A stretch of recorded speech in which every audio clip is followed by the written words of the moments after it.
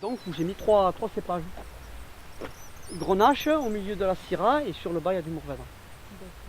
Et donc c'est avec ça que je fais. C'est ma seule parcelle de rouge quoi. Jusqu'à présent on n'avait pas de rouge, il n'y en avait que du muscat blanc petit. Bon, comme les vignes sont, de toute façon, elles sont extrêmement vieilles, il faut petit à petit arracher, replanter. Voilà, là j'ai mis du rouge. Ici, voilà.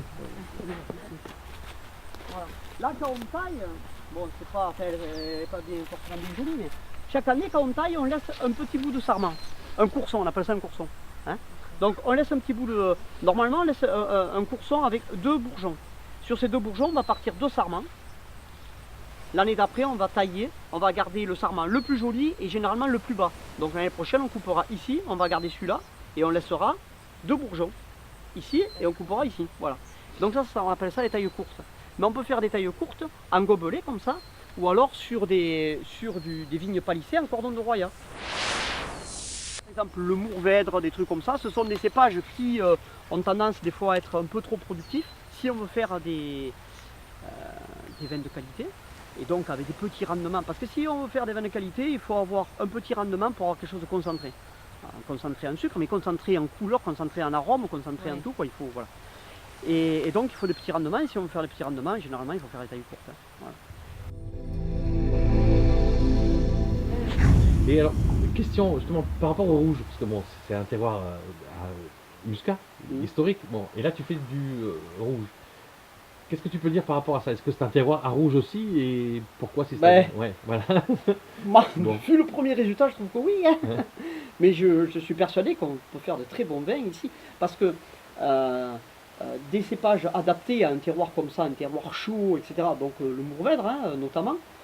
Là c'est un vin à 40% de Mourvèdre. Et puis la vigne que je vais planter là qui sera du Mourvèdre, plus tard je ferai une cuvée de pur Mourvèdre. Je sais déjà le vin, je sais déjà son nom, je sais comment je veux le faire et tout. Bon, j'attends que la vigne pousse. Elle n'est pas encore plantée, mais voilà.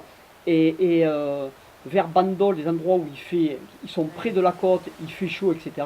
On peut faire de très bons vins rouges, avec de la puissance quand même, et aromatiques, etc. Et je suis sûr que c'est un terrain aussi où on peut, des terres où on peut faire de très bons vins rouges. Voilà. Le muscat s'est généralisé parce que le muscat a eu un succès et que c'est un très bon terroir pour faire du muscat, pour faire des vins doux à base de muscat. Mais il y avait aussi des terres de rouge à une époque. Alors après, les terres de rouge, on les a mis sur des terres basses pour faire des vins à gros rendement, enfin des vignes à gros rendement, pour faire du vin de consommation courante, quoi. Moi, j'ai essayé de faire un compromis. Oui, parce que voilà.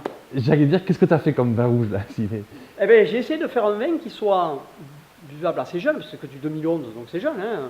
Hier, j'étais chez un copain en Pic-Saint-Loup, il y a un caviste l'appelle et tout ça, et il dit qu'est-ce que vous avez à la vente? Il dit je vais bientôt attaquer les 2009.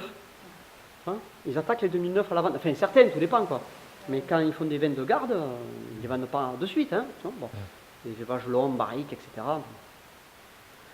Moi j'ai voulu faire un vin quand même qui puisse se garder un certain temps quand même, qui est un peu de.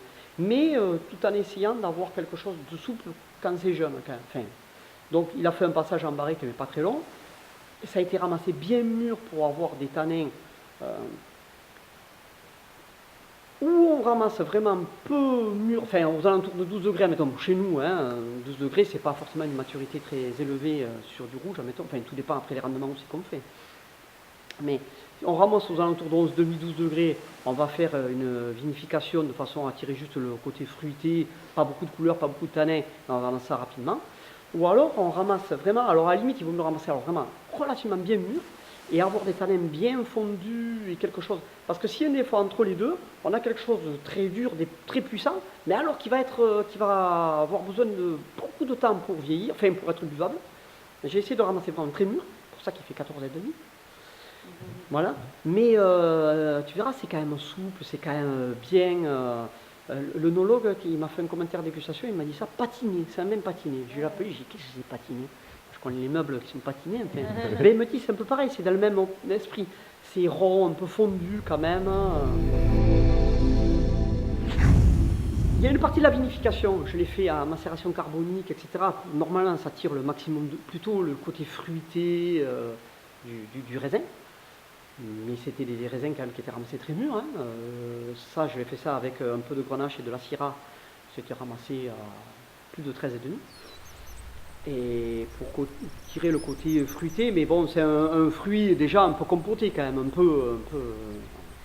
Et puis, pour avoir de la couleur et de la structure, le Mourvèdre, que j'ai ramassé plus tard, qui est plus tardif, je l'ai ramassé bien mûr et je l'ai vinifié en vinification classique, sans faire une macération super longue, parce que j'ai fait une macération de 15 jours et je connais des copains en Pixelou, ils font des macérations de 3 semaines, un mois. Ouais.